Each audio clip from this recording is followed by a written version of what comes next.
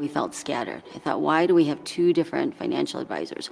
One's doing one thing, one's doing another thing. We felt sometimes like we were being guided in directions to spend extra money on things that probably weren't always necessary for us. I would not know for sure if I should put my money in here or put it in there. Should I buy this real estate? Like, I don't know what to do with this money, and I don't want to just blow it and spend it. We were concerned about our financial health and just wanted a better financial picture. And so when Earned came onto our radar and we sat down with our financial advisor, it just felt different. I think a physician specifically should look at Earned because the focus is on our field. They know what a physician goes through at different phases of our career. To have that knowledge in order to guide us, I think is just such an advantage. Earned isn't just about giving us financial advice. They're about doing the things that are needed to be done in order for you to fulfill your financial plan that they have created with you. And that really was very meaningful to me. Earned is kind of like the conductor of an orchestra. You know, you pull in the trombones, you pull in the trumpets, you pull in the percussion. But Earned is the one that's holding the baton. I feel trust that they're taking care of my entire financial picture, not just one little part of it. As a physician, I know that what I do for people is really powerful and impactful, and it's important for me to know that the level of expertise that I'm working with for my financial health is there, and I have that trust for them. It's definitely valuable because I don't have to go looking a million different places. Like, I don't have a lawyer over here, and I don't have, the insurance thing over here. Everything's under one roof. Earned brings clarity to my financial life. With Earned, I feel really well taken care of. I feel my financial health is secure. I feel supported. Earned is security. I would highly recommend any doctor to look at Earned. I love what I do, and it's really important for me that my patients have the utmost trust that I'm taking the best care of them. I have that same amount of trust with my financial advisors at Earned.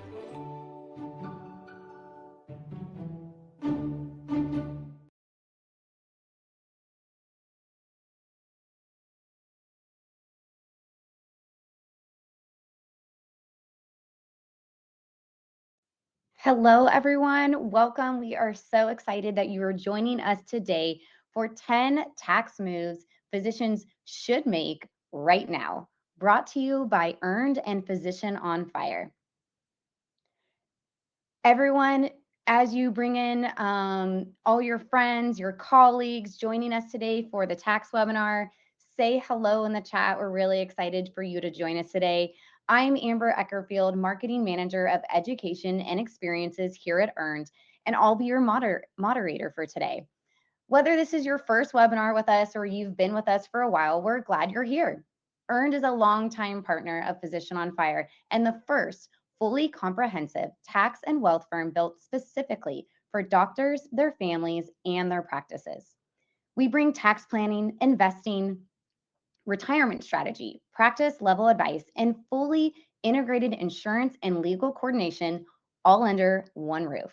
We are the one team that sees your entire financial picture so every piece works together instead of pulling in different directions. Before we get started, a few quick housekeeping notes. You'll see at the bottom of your screen, you have a chat icon. Say hello, grab my attention for any tech help you need. Next to that is the questions icon. It's also at the bottom right of your screen. Please put all your questions in that box, and at the end of our webinar, our speakers will do a Q&A and your questions will be answered. I have circled the apps icon today as we have an awesome tax checklist for you today. I'll guide you later on how to download that at the end of our webinar.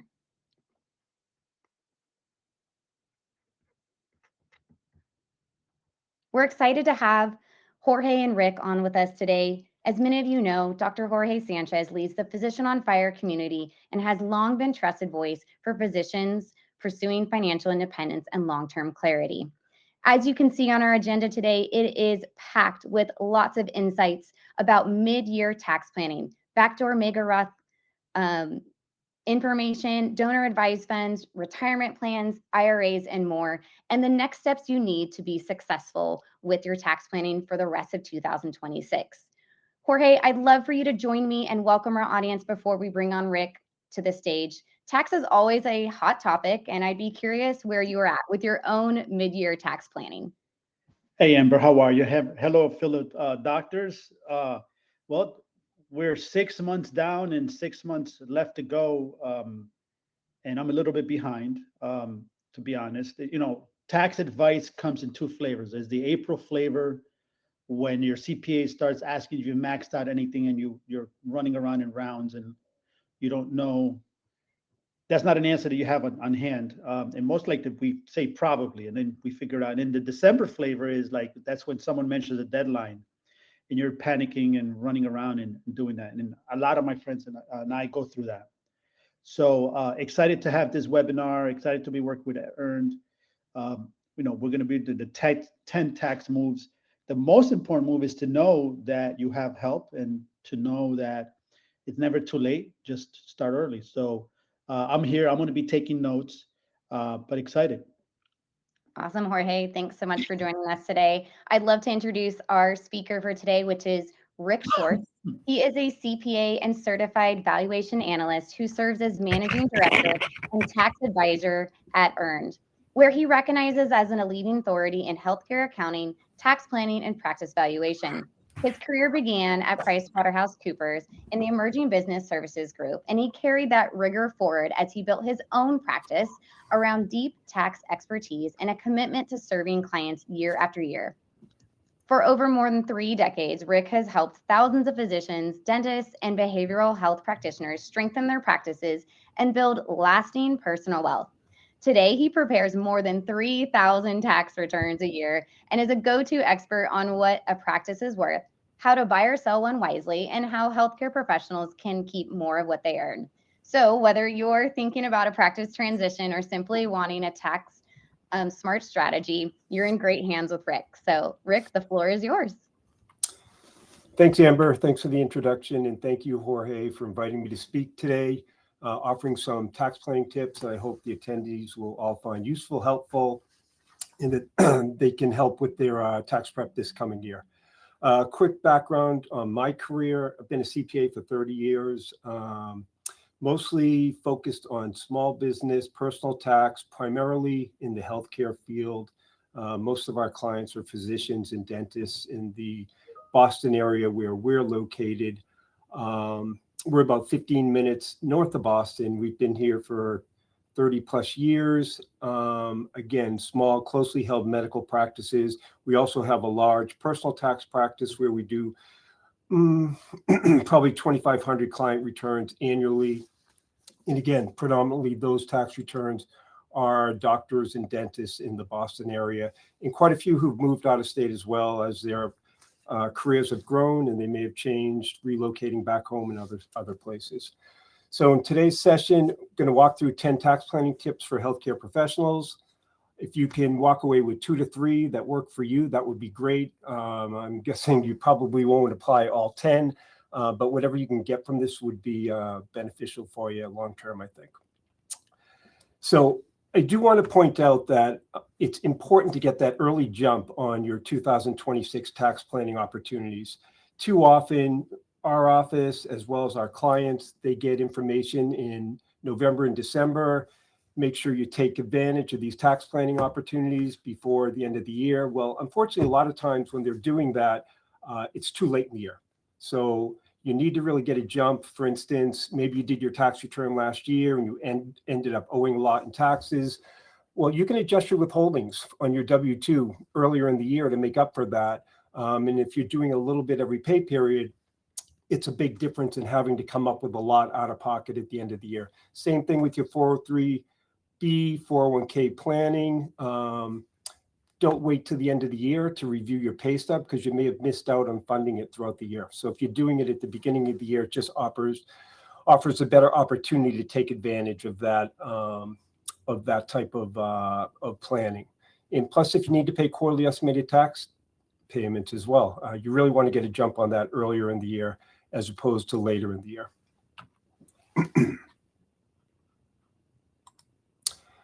All right, 1040 roadmap. Let's see. This is what we're going to focus on today: wages and deferrals, maxing your 401k, 403b plan. I am going to talk a little bit about investing, retirement, which I think is huge. I'll probably spend a fair amount of time on Roths, Roth IRAs, Roth through work. I think for a lot of physicians, especially the ones I'm working with, they're all settled into their career, making financially doing very well. They have the opportunity to really do the Roth planning and forego the tax savings today. There are ways, if your standard deduction is typically what you're claiming on your tax return, to possibly increase your itemized deductions, so you may benefit in a year or two with itemized deductions. And for those self-employed physicians, dentists, healthcare professionals, we do a lot of work with their Schedule Cs and family planning with regards to being self-employed.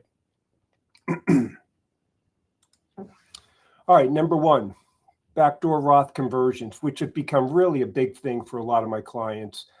They are certain benefits to the Roth IRA. They've been around since 1998. The real benefit you'll see is no RMDs at retirement age, RMDs being required minimum distributions. You have tax-free growth of the funds that are held in the Roth IRA. And it's an estate planning tool. For most of my clients, they will never need this money, and it's going to pass on to their kids tax-free. So to take a quick step back and compare a Roth IRA versus an after-tax traditional IRA, let's look at investing $8,000 into each one. Maybe you're 60 years old, retirement age is a few years away. You put $8,000 into a traditional IRA, it grows to $10,000 at retirement time. You take the money out at retirement, the full amount. You're going to pay taxes on $2,000. Okay, it grows tax deferred in a traditional IRA. So the goal is to get that $8,000 into a Roth IRA. So if the funds are in a Roth, that $8,000, when it grows to $10,000, you actually have two options. First option is you leave it there. You don't have to take it out at retirement age. And the other option is if you do take it out, the appreciation of $2,000 is going to come out tax-free. So that's the big advantage of the Roth compared to the traditional. And for a lot of my clients, that's become a really big retirement planner. So I've got a number of clients that over the years have been funding money into a traditional IRA. They never did the backdoor Roth, and so it's growing in value each year. And actually, to quickly backtrack a second, so the backdoor Roth strategy is funding money into a traditional IRA and immediately converting it over into a Roth IRA tax-free. Okay, and there's a strategy involved with doing that because you may not be able to do it if you have other traditional IRAs, maybe a rollover from a prior employment. Maybe you put money into a traditional IRA years and years ago and it's grown in value. So there is a strategy and steps involved where you can do some maneuvering of where the pre-tax money is in the IRA to get it out. And then you can easily convert what's left is your after-tax IRA into the Roth, and that will go over tax-free. So if you don't follow the rules, you might end up with a big tax hit. And I actually had this I do this planning with many of my clients throughout the year. And oftentimes when I do it, I will get their financial advisor on the phone. So if we have a three-way call or Zoom, usually the advisor is very familiar with the process, where oftentimes the client kind of gets it, doesn't fully get it. But if you have three parties involved, and especially with the advisor, they're custodying the assets, they can help with this whole process and they understand the process. So I do have two examples. I had one client, both doctors. They worked with an advisor. We got the three of us on the phone together. They ended up moving $225,000 between the two of them into a Roth, followed all the steps as outlined, and it went over tax-free. And then I had another client, we had a meeting, same exact meeting during the year. They were not working with an advisor. Not that that makes a difference, but I do have a lot of clients without advisors, and we work through this call and it's fine. But they didn't get it. They told me they understood the process. And then when I did their tax return, because they didn't follow the steps correctly, they moved $178,000 into a Roth IRA. They ended up with a $28,000 tax bill. So it's imperative to really follow these steps if you want to save in the taxes on this whole thing, because that's money out of your pocket. So you really want to be careful and go through the steps, make sure everything is done properly, and then do the Roth conversion once it's there. Once you've done that first conversion and you're not left with any other traditional IRAs, then you can fund your traditional IRA every year and do the backdoor Roth conversion tax-free. And I do have clients that ask me, hey, Rick, when should I do this conversion? And the answer is you really want to do it on January 1st or 2nd, right at the beginning of the year. Your goal is to get the money into the Roth as soon in the year as you can, because the goal from a investing standpoint is that it's going to go up in value over the year. So why would you wait till the end of the year if you can do this earlier in the year? A few caveats to think about is if you have a SEP IRA, that is considered an IRA. So there are these pro rata rules, and that's kind of what I was talking about a minute ago. The SEP IRA needs to be part of this process. I do have a lot of clients, quite a few dentists and doctors who have outside income, and they do put money into retirement planning. They used to do SEPs. They now do solo 401ks, which is considered a qualified retirement plan. If the money's in a qualified retirement plan, such as a solo 401k, they can still do the backdoor Roth conversions. In a SEP, it is going to end up being a taxable conversion. So you got to be careful with this. The other thing is if you're with a company, you leave work, you roll over the funds in your retirement in that plan into a traditional IRA. Again, this is going to impact the pro rata rules, and it's going to not work in your favor if you're looking to do backdoor Roths tax-free. All right. Option number 2, or step number 2, is the in-service 401k, 403b rollovers. This is an opportunity that you have if you're age 55. Some plans will allow you to do it at age 59 and a half. How it works is if you're that age and your plan allows it, you can actually do a conversion directly out of your company retirement plan into an IRA. It's an in-service withdrawal from an employer-sponsored retirement plan, and it's while you're still employed. And it's a tax-free rollover. Okay, the benefit is flexibility and control. Once it's in this IRA, you may not like the choices of your company plan. If it's in your own IRA, you have more choices of where you can invest this money. Okay, so it's just an opportunity for those who've been with a company and are of age 59 and a half. But it's got to be a direct rollover. And when you do it, you want to be sure no taxes are withheld, because if taxes are going to be withheld, that amount is not being rolled over, and it's going to end up being a taxable distribution for the amount of taxes withheld on this money. Just one thing to think about if you're going to go with this strategy to self-manage your retirement, 401k and 403b money are protected from creditors in bankruptcy by ERISA. Money in an IRA do not have that ERISA protection. Those are state-driven rules, so you would need to check with the state just how, if you're going to have an issue or not. Most likely you're not. I wouldn't worry about money in an IRA. I have money in an IRA, but I do want you to be aware that if that's a concern of yours, just know what you're facing with regard to the state rules. Not all employers allow the in-service distribution, so you do need to check with your company HR. And again, be careful. You want it to be fully rolled over to the investment of your choice or choices, and that way it'll be a tax-free rollover without any taxes being withheld on that money.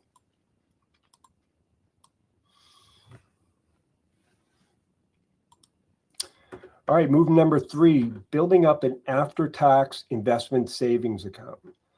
Again, this gives you a little bit of freedom and decision-making in what you're investing in, and it's all after-tax investments. So a great time to do this is when a physician, I have quite a few that kids are out of college, the mortgage is either paid off or nearly paid off.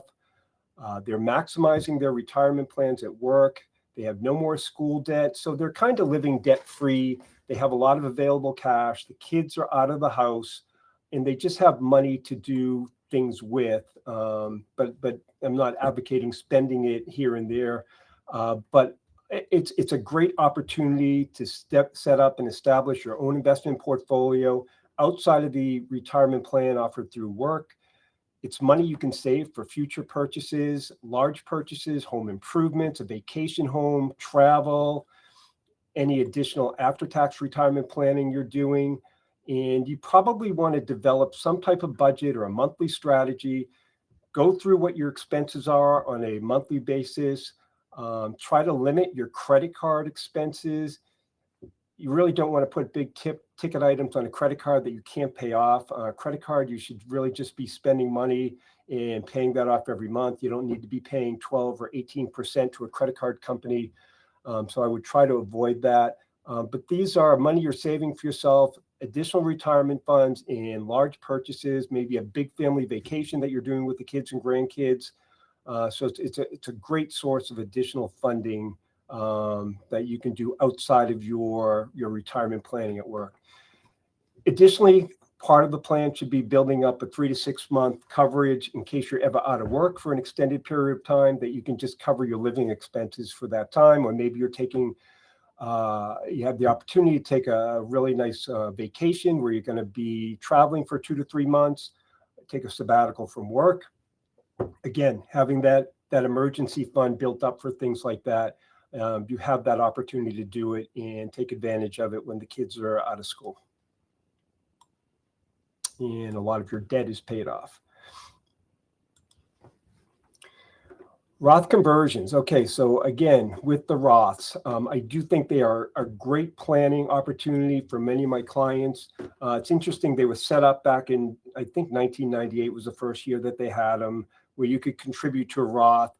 The problem with it originally was the people who could contribute to it, it was an after-tax contribution, were the people that couldn't afford to contribute to it. They weren't making enough money, so they really wanted to make a contribution to a traditional IRA or the company retirement plan where they were able to take the tax benefit.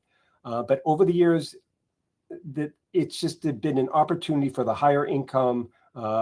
Many of my doctors that are later in their careers have the extra cash. They're funding money into the Backdoor IRA every year, Backdoor Roth, and doing the conversion.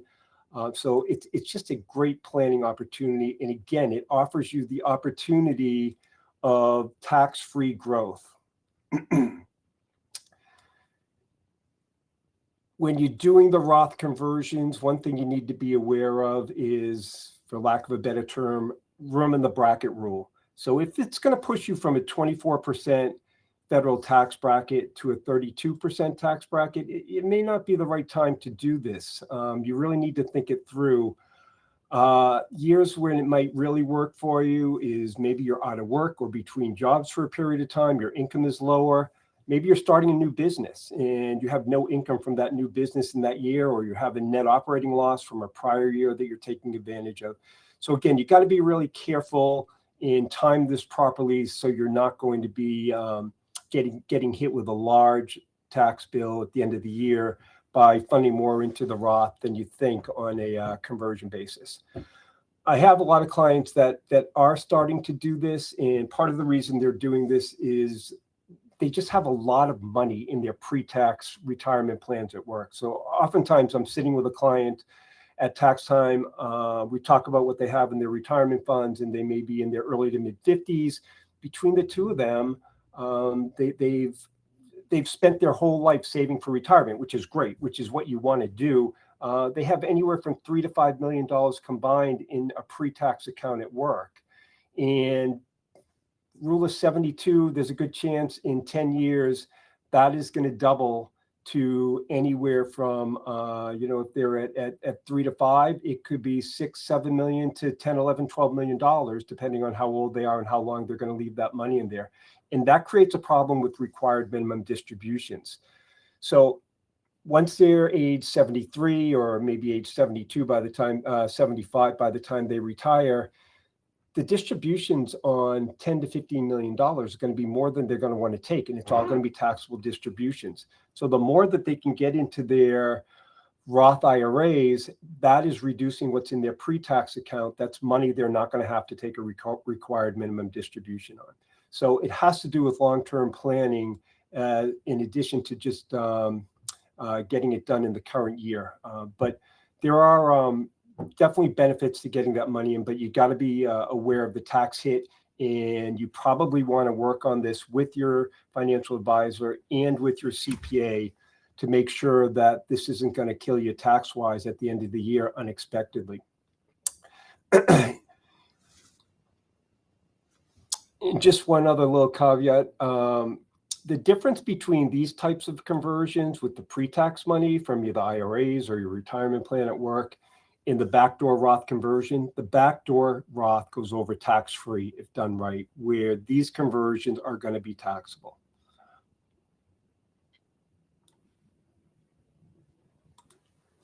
All right, another Roth planning opportunity are the mega backdoor Roth opportunities. So again, not all the companies allow this, but the ones that do, and if you want to be aggressive with your after-tax Roth retirement planning, this is the plan for you.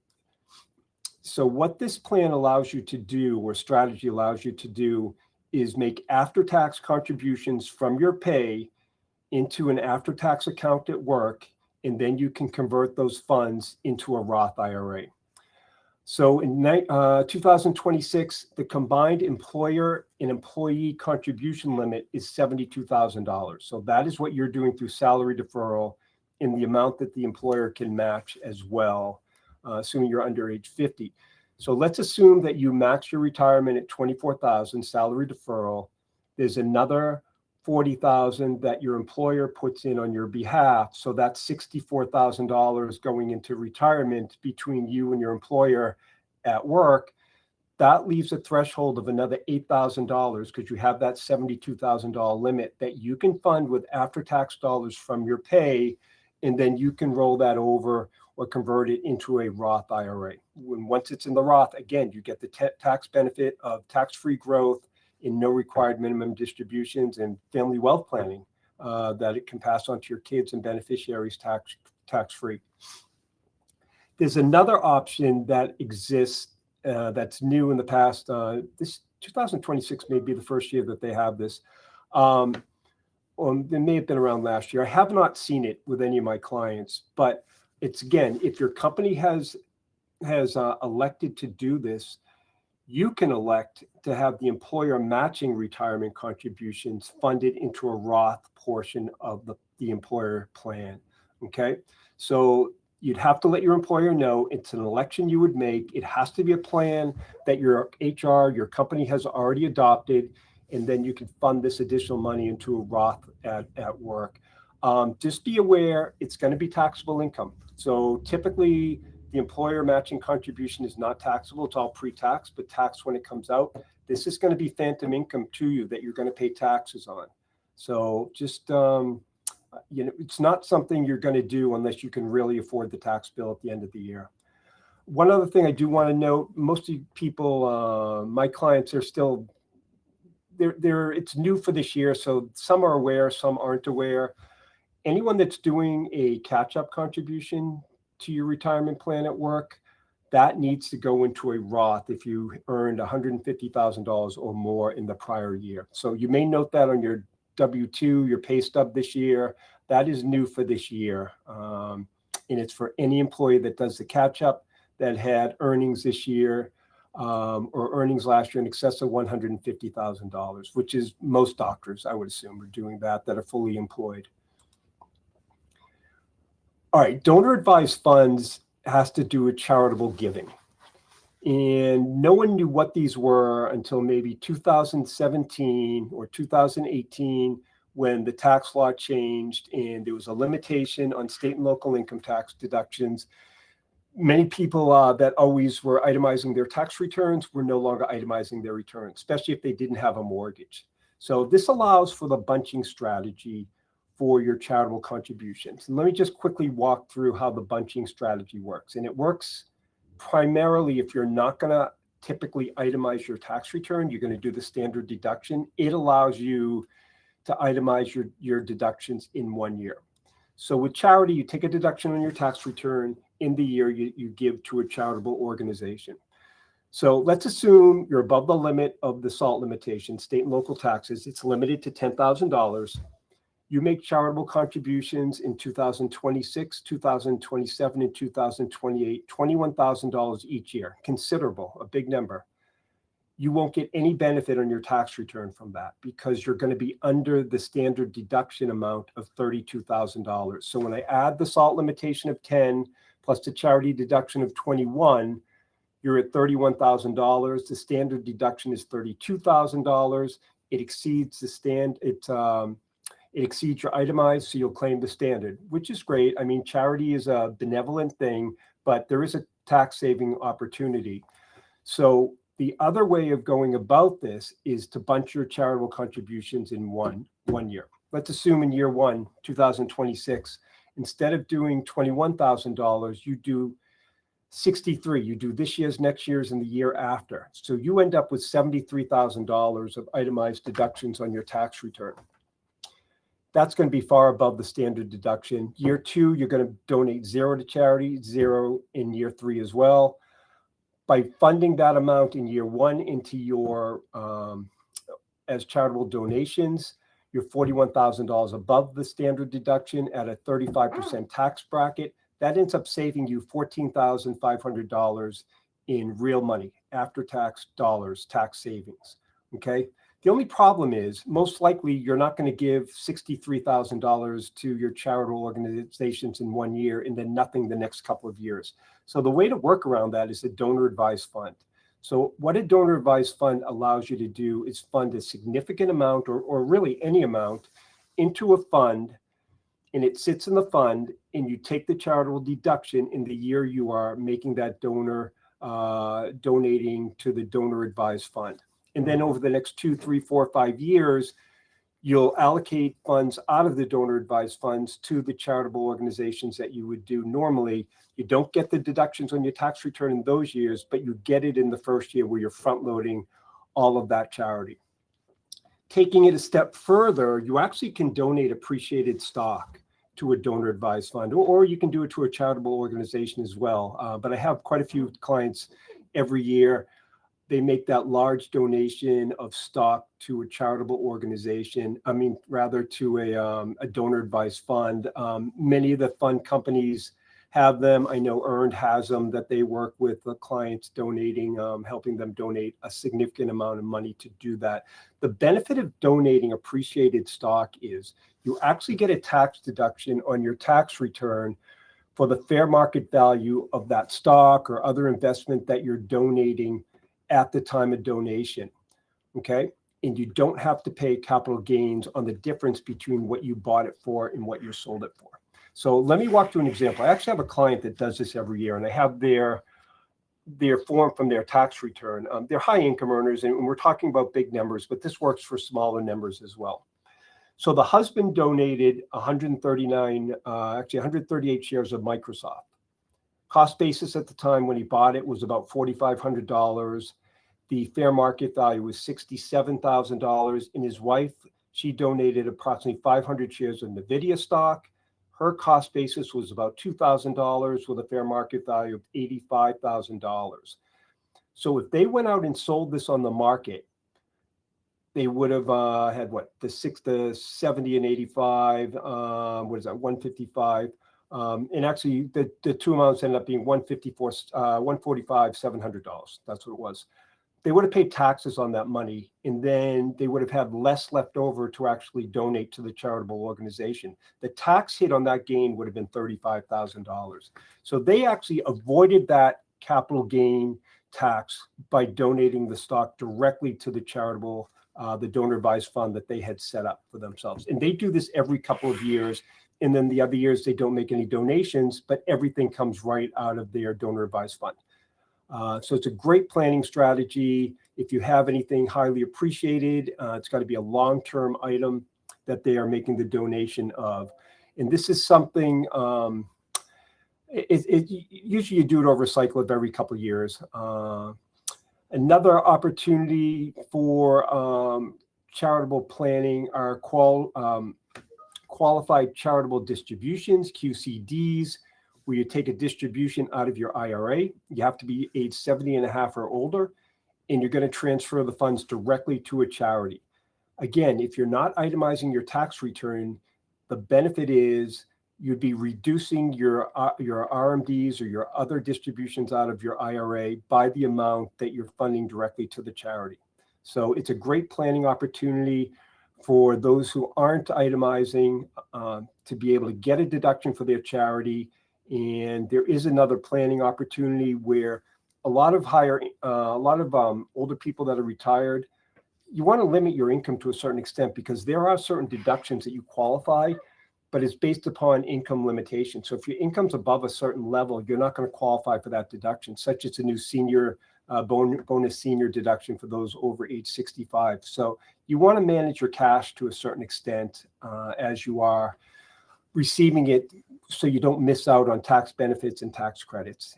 In 2026, the cap is $111,000 per taxpayer to do a qualified charitable distribution. So it's a fairly large number. And I do have some clients that do this every year with their IRAs. So this is only for an IRA and not for a retirement plan through work. You do want to review your investment portfolio every year. You probably want to consolidate it. Make sure that you have a good idea of just what's there. There are benefits to looking at this on a regular basis. You probably don't want to wait till the end of the year to see what you're holding. This is something that probably should be looked at least quarterly. You want to see if you're diversified well, if your funds are tax efficient. You want to look at hidden costs that may be in mutual funds that you're not aware of. And this is where a planner can really come in and help you out with this review work. They have the capabilities, they have the tools. It's hard to do on your own, but it is something that should be done. Another thing to be aware of, look at what's in your portfolio that's maybe not doing well. Take advantage of the losses. You can sell this, tax loss harvesting. First of all, any losses you have from sales of investments can offset your capital gains. If you are in a loss position when you're netting everything else out, up to $3,000 of those losses can offset your ordinary income on your tax return. If you're still in a loss position, that carries over onto your next year's tax return. So it's not a use it or lose it type of thing. It carries over into the next year. And then there's the opportunity of maybe a future gain. Maybe you're going to sell your practice in a couple of years if you're a doctor or dentist. Maybe you hold real estate, you have rental properties and you want to sell them and you know you're going to be facing a gain in a couple of years. You can actually bank your losses. So if you sell, if you keep an eye on your portfolio, when you see things going down, if you're comfortable selling out of them at the time, take the loss if you know you're going to need that to offset a future gain in the next couple of years. Now, if you are selling things for a loss, be aware there are what's called the wash sale rules. If you sell something for a loss, you can't buy back the same security within a 30-day window of time before or after the sale of that security, or it's called a wash sale. And if you look at your year-end 1099 tax summary statement from your investment company at the end of the year, they will list the wash sales as part of the summary page on your 1099 at the end of the year.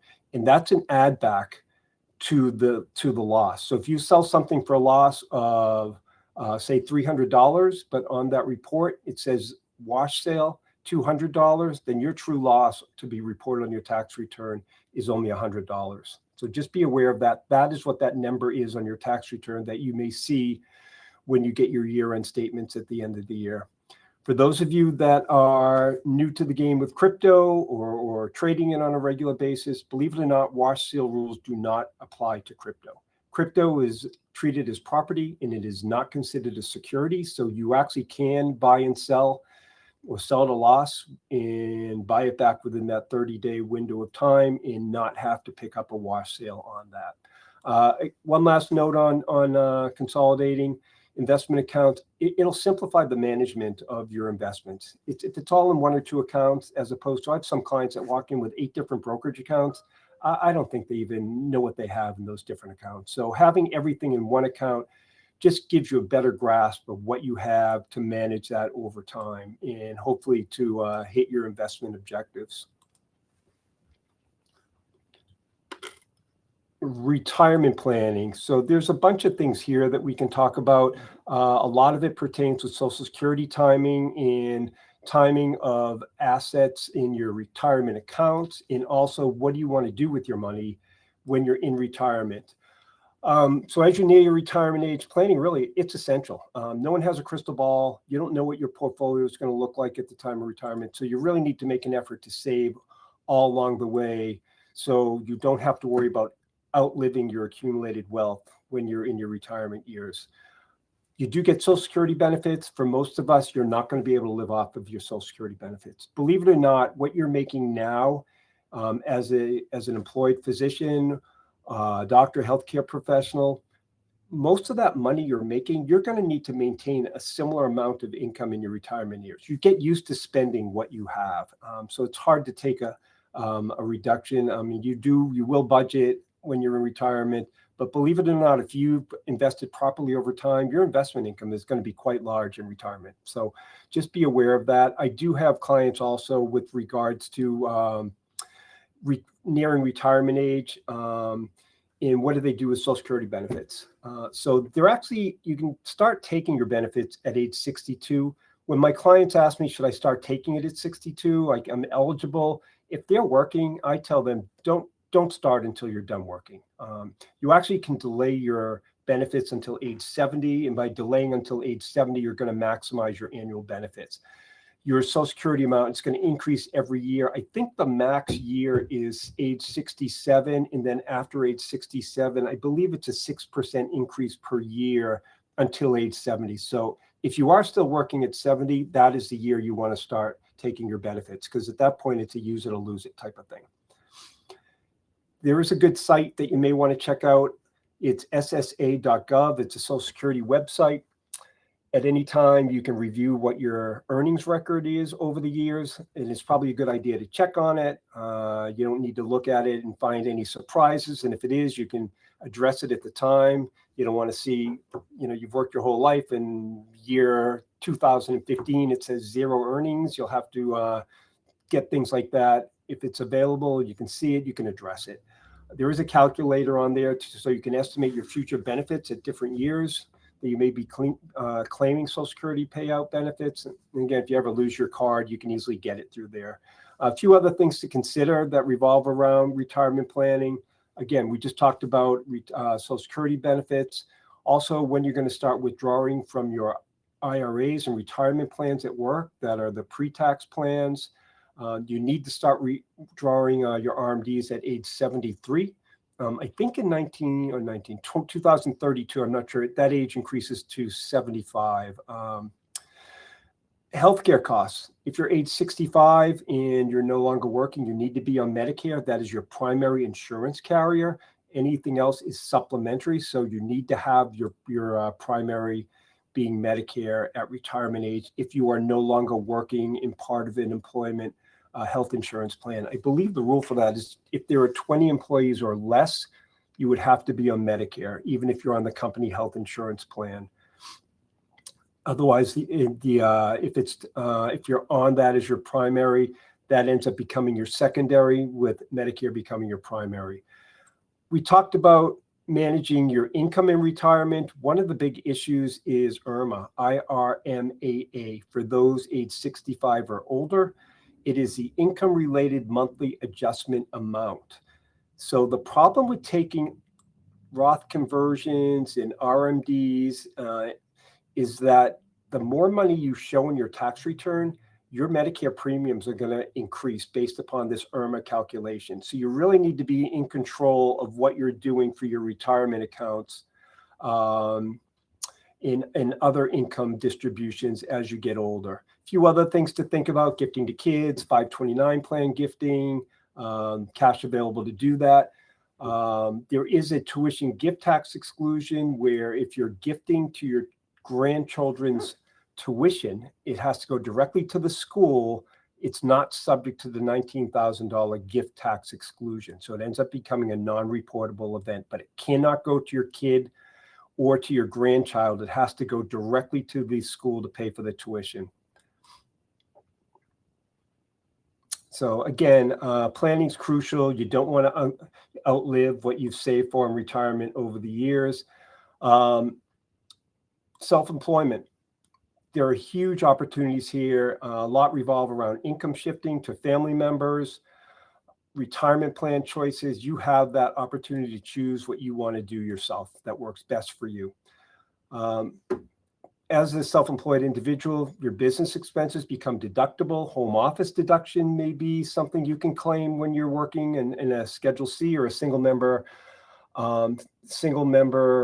LLC. Auto deduction. Again, you can't claim these as a W-2 employee. So, and I do have quite a few clients that are W-2 employees, but they do have jobs where they're paid as a 1099 and they are working out of the house to do this. We claim the home office deduction for all these. I have a lot of clients that are physicians that do case review, that speak through internationally, nationally, very established in their career, do other sorts of consulting. They take these deductions, and it's really beneficial on their tax return to be able to claim a home office or an auto deduction. Retirement planning, again, your choice. SEP, simple, solo 401k, safe harbor 401k, cash balance plan, which allows a large deduction on your tax return. Income shifting in hiring your spouse. They can work for you. They need to be doing real work, collecting real pay. But a couple of the benefits of having your spouse work for you: additional retirement planning opportunity. It's a deduction on your tax return, and it's more money you're putting away for both of you with retirement. Maybe your spouse took time off to take care of the kids and you're a one-income family for a period of time, and having your spouse work for you again will allow them to reach the 40 quarters of work so they can collect Social Security benefits on their own in addition to your Social Security benefits received at retirement. One other big benefit, if you do a lot of traveling, conferences, different type of continuing ed sessions, if you're traveling and your spouse travels with you, it's not deductible. If your spouse travels with you and he or she is an employee of your company and there's a business purpose for them being on that trip with you, their travel is now deductible. That's hotel, meals, other items related to that travel. You can claim that on your deduction, just on your tax return as a deduction, just like you'd be claiming yours. Employing kids. I have a number of clients that claim their kids on their tax return. Keep good records. Make sure they're paid the same cycle as your other employees are being paid over the year. Do not write them a check on December 31st for $15,000 and say, "Good job, Junior, for the hard work you did all year," because if the IRS ever audits you, they will disallow that in a second. And I have had this audited with the IRS with one of my clients. We planned for it, and I was actually shocked. They actually have records of hours worked by their kids, and they were on their regular payroll cycle. So good planning, good record keeping will go a long way with regard to having kids on your payroll. Kids under age 18 that work for you and you're a single member LLC or a sole proprietor for your practice, their earnings are not subject to the 15.3% Social Security and Medicare taxes plus the company match. So a big tax savings opportunity. Their first $16,000 earned essentially is tax-free. So you can take a deduction for it on your tax return as a business expense for wages. They won't pay taxes on it because they're going to get a standard deduction of $16,000. And it may even give them the opportunity to claim the American Opportunity Tax Credit if they're going to college that you're not going to be able to claim because your income's too high. When they fill out their W-4, have your kids claim exempt, so no taxes are withheld. They may owe a little bit in state taxes, but shouldn't be too much. But federal won't be withheld, and you won't need to file a federal tax return to get their money refunded back. You can fund money into a Roth IRA for the kids, okay? And that does not need to come from their bank account. You can actually give it to them or fund it directly for them, but it needs to be an account under their name. Teaches them fiscal responsibility. They're dealing with their own paycheck. Maybe you can set up a plan where for every dollar that they're saving, you match it with 25 cents out of your own pocket into their savings account.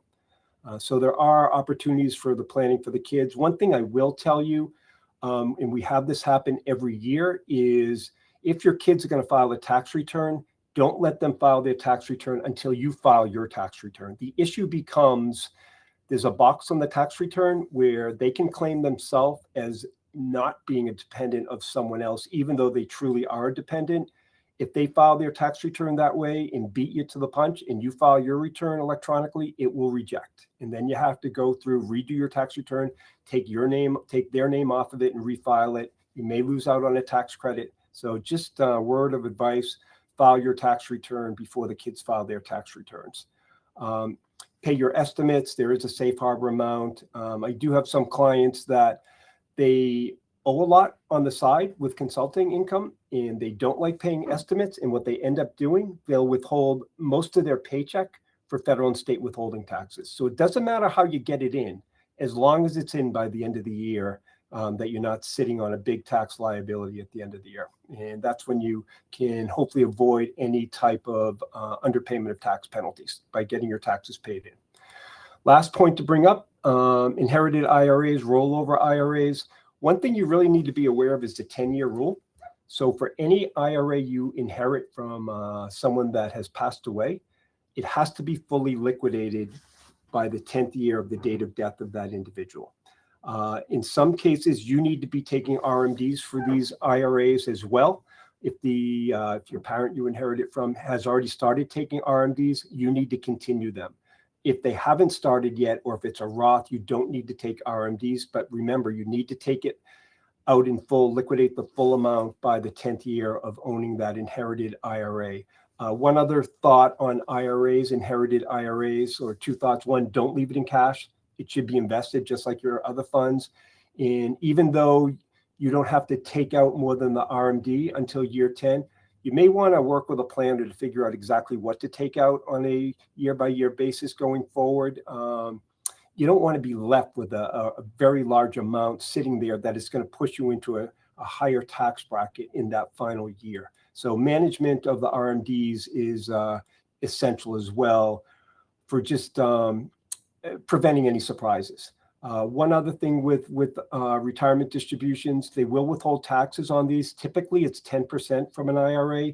You can ask them to withhold more, because if you're going to be in a 35% tax bracket on every IRA distribution, you're now going to have a 25% federal tax shortfall on this IRA. So either talk to the custodian and fill out a form to have extra taxes withheld, or you can actually, some of my clients, what they do, they go online to irs.gov under direct pay, and they will pay that differential of 25% when they get that distribution paid out to them. So it's a lot of information there. I want to thank everyone for their attention, and any questions you may have, we're still here. And Jorge, thank you very much for including me today. I appreciate that. Amber, I'm going to turn it back over to you. Wow, awesome, Rick. I don't know about you, but I can't wait to watch the replay because there were so many great takeaways, so much information involved in taxes, and you can really see that all financials are really just rolled up into one, right? So you didn't just talk about tax, you talked about the wealth aspect, you talked about the retirement aspect, and they all work together just like how Earn does. So thank you so much for delivering those 10 tax moves that physicians should make right now. So again, if you're just joining us for the first time, or you've been here for a while, you know that we really pride ourselves that all of our services are together in one place. They shouldn't be divided. Your CPA, your wealth advisor, your lawyer, your accountant, they need to be in one place. And that's what Earn does best. And you as doctors deserve better. And that's where we can help, right? Doctors, you guys are the heroes of our society. You care for other people, but you rarely care for yourself. And that's what we're here for, is we want to make sure that not only you get to live the life that you want financially, but you also can get retire and enjoy your life after your physician work. So again, for you and your practice, Earn provides so much for you. It's wealth management, it's tax prep and planning, it's insurance, it's legal. And all of these strategies work so well together. And again, you're backed by an expert team such like Rick. So if you'd like to connect with Rick, here his email on screen. I have also put it in the chat. Really appreciate all your insights today, Rick. Again, if you want to connect with Rick directly, here is his email, and he's really excited to help build your better financial future. You also are able to connect with our Earn team and get a free consult. So I'm going to be putting this on the stage right now for you so you can click that link. So go ahead and click that link if you'd like to book your free consult. Apologies. There we go. It's popping up now. So book your free consult below. Again, we have a great team to really look at what you have and then determine what best serves you and your financial future. And as we head into this, I want to give some key takeaways just before I guide you through downloading our checklist. So number one, we have 10 tax moves. That is all going to be listed on this awesome checklist that I'm going to help you download here today on the webinar. Number two, you need to pull up that 1040. You need to use it as that roadmap, as Rick suggested, and you need to double check number three with your advisor so that you can flag those items that you need to be doing the rest of the year to really maximize your financials. And if you don't have an advisor already, we'd like to be that advisor for you. So here we go. What you've probably been waiting for is that mid-year tax checklist download. So for some users, you'll see the handout at the bottom of your screen, but for some, go ahead and click on apps. Step two, click on handouts. And press that download button on step three, and you will get to download the checklist there. But don't worry, if you don't have time today to download that now, we are going to be sending emails with the replay of this webinar as well as the checklist to download again. We know that a lot of people are busy. You have patients to go see and whatnot. But again, if you're here now, download it through the apps, through the handouts. Click that download button. Otherwise, we will be sending you the replay of this webinar as well as this checklist again. I'd love to get Jorge back up here so that we can start some Q&A and really make sure that everyone's questions have been answered and we can fulfill all of our tax moves for the rest of 2026. So Jorge, come join us.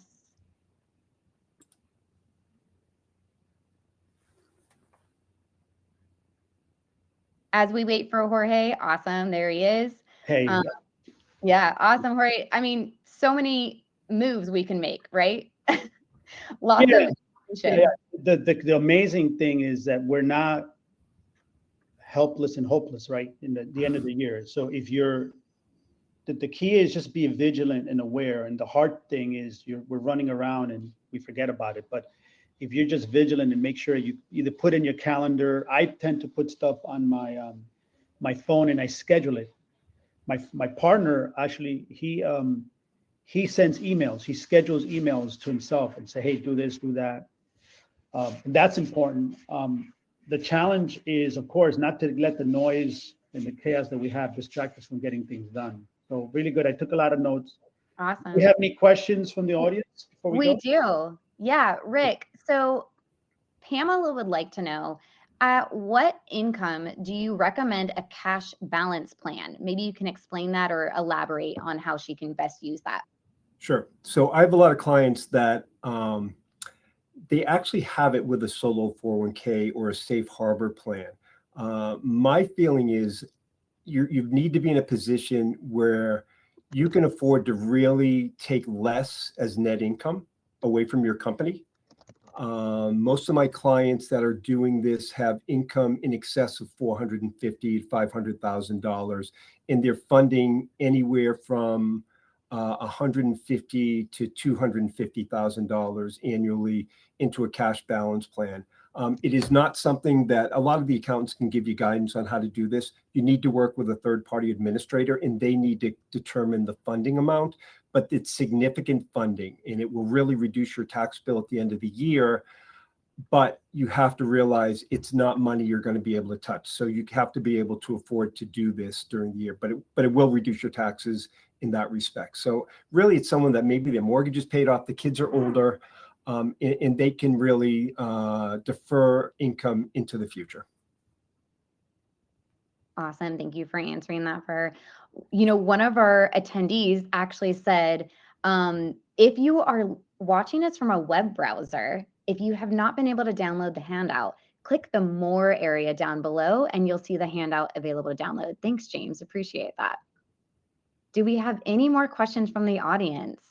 I know it was a lot to take in. Sometimes we see the questions roll in even after the replay. Jorge, why don't you kick us off with some questions and some takeaways while the audience is getting in some more questions for Rick? Yeah, one common problem that I have is, this happened to me, is I do side gig work. So I'm a 1099 while I was W-2 for a hospitalist group. And I had my LLC in Arizona, which is a taxable, so they have state tax. And then in all the running around, I moved to Florida, but kept the gig work in Florida. I was doing the work, traveling to do locums. And then I never changed the entity, and my entity was an Arizona entity. And then I ended up getting taxed on that, which was a lot of money. I guess the obvious thing is don't do it. But once you make the mistake, like how undoable are these kind of things where your income is attributed to an entity, and can that be undone at all? Well, it's not so much related to the entity still being in existence. That's more of a legal issue where the LLC was set up. It's where you're physically present doing the work. So if you were in, I think you said Florida, which is a no income tax state, which is a large benefit, and you were physically present in the other state, you really should be paying taxes in that other state. If you were doing this work out of your house, even though it was for a client in the other state, I wouldn't pick up this income in the other state. You don't really have a connection to it. The consulting work can come from anywhere, but if you're sitting in the four walls of your house, I think you're physically present in that state that you live in. Your option is, if this is the case, within the past 3 years, you can amend a tax return. And I would definitely do that with a tax professional. I wouldn't do it on your own, and to talk it through. And then there are some states that it's a bit challenging to do this. I know California, if there is any type of connection, they will actually withhold state income taxes, even on a 1099. So it's tough to get around that for a state like that. But most of the states don't even know where you're doing the work. It's really not reported to them with regard to 1099 reporting. So, but again, your option is, if it happened within the past 3 years, you can amend that return if you think you truly were not in that state generating the income. You may want to talk to an attorney to figure out what you need to do with regards to closing that LLC, or can you move the LLC to your new resident state? Yeah. But an LLC is solely a legal entity. It's not a taxable entity. Got it. And I guess for our docs who are W-2s and 1099s, yep, what would be, from a tax point of view, what is the best tax structure for a person who does 1099, like locums work, which is the most common thing? What would be the best structure? Is it a LLC? I probably would not recommend an S corp because you're double paying Social Security taxes on the company side.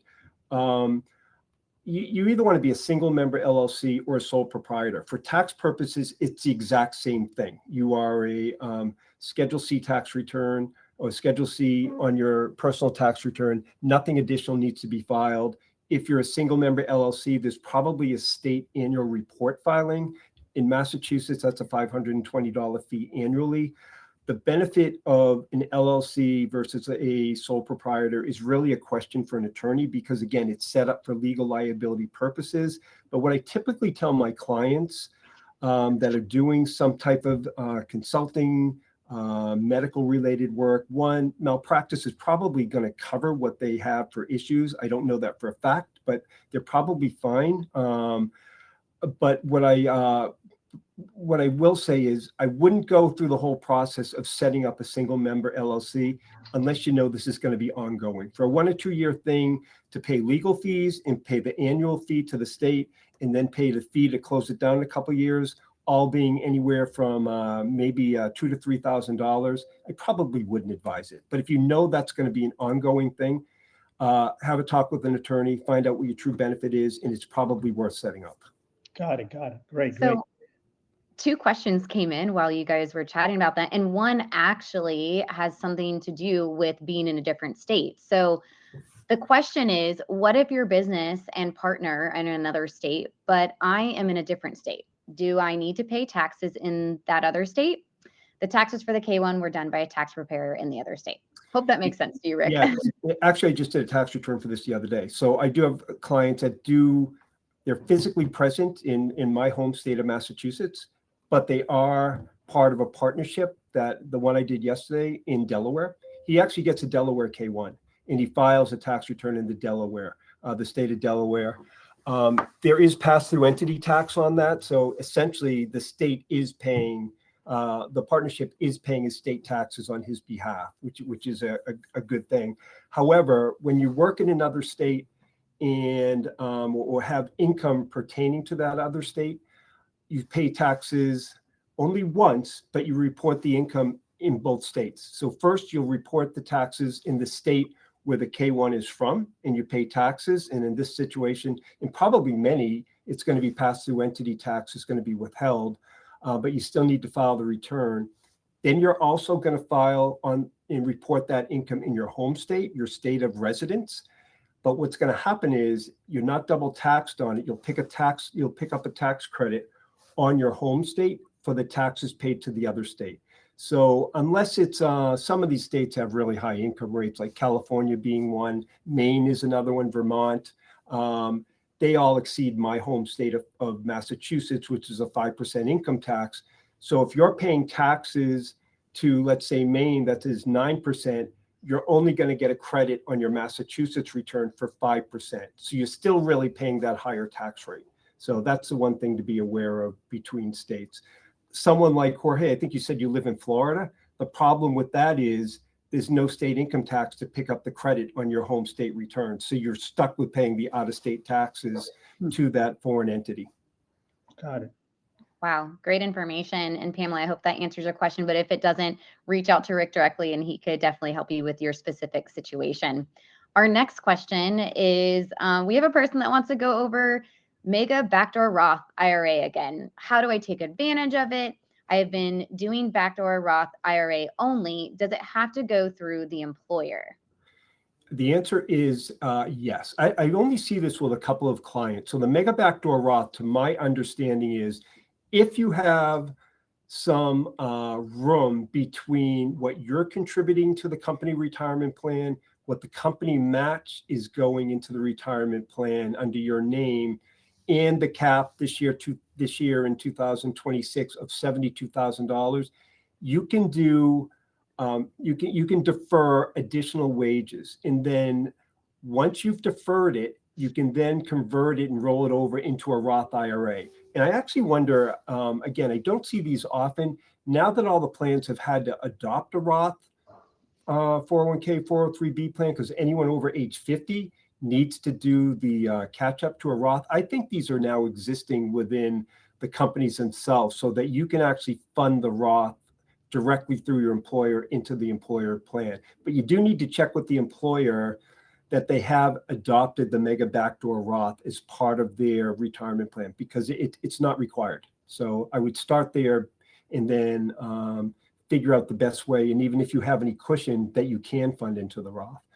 And again, if you don't, the other option is, again, if your company has elected to do this or adopted a plan, you can elect to have some of the employer portion of your retirement plan going into Roth as well. This is brand new. So, but it's phantom income. You're going to pay taxes on it, but it's for the tax-free benefit and never having to take an RMD if you don't want to by the time you reach retirement age, and you have to take RMDs from all your pre-tax accounts. Rudy, I hope that answered your question. But again, here at Earned, we have some awesome retirement specialists as well. So if you want your specific situation to be looked at, I will send you their contact info so you can really take advantage of that. All right. So audience is ready to go. Jorge, I think we're ready for some key takeaways to end our session. Great, great. Thank you again for Earn. Thank you for the physicians for attending. The three key takeaways for me, I guess, number one, time and not money is the resource that's missed, that's low here. Like he explained, loss harvesting, you need a full year to bank losses against a future gain. You have a cash balance plan, you need months of actuary setup before the contribution counts. A mega backdoor Roth needs your plan amended before you even can use it. So that means you have to actually do something and be actively involved in this. Number two, these 10 moves, they negotiate with each other and they're not a checklist. Like rolling an old 401k plan into a traditional IRA can just quietly sabotage your backdoor Roth through the pro rata rule. If you bunch your charitable gifts, you doing it in your highest income year might be the best thing. A Roth conversion wants you to do when it's the lowest. And the last one, to me, is important with W-2 versus 1099. Richard gave us 10 items. Just go through them and see which applies to you and which doesn't apply to you so that you can start working on it and put stuff on a calendar, like send yourself emails or put things on the calendar to remind you to get through this so that you don't end up in December scrambling around trying to figure stuff out. And in December, everybody's busy, including the accountants. They themselves will be slow to respond to you. Or now, in the middle of the year, you can ask them. You just have a touch base point with them. So again, thank you very much from Earned. We've been working in for over about 3 years. I believe in one-stop shopping, and they take care of everything. Everybody communicates. It's a financial ecosystem. Again, thank you very much. Physicians, hope you have a great day saving America one patient at a time, and we'll talk to you guys next time. Take care. Thank you so much, everyone. Really appreciate Rick coming on. Thank you.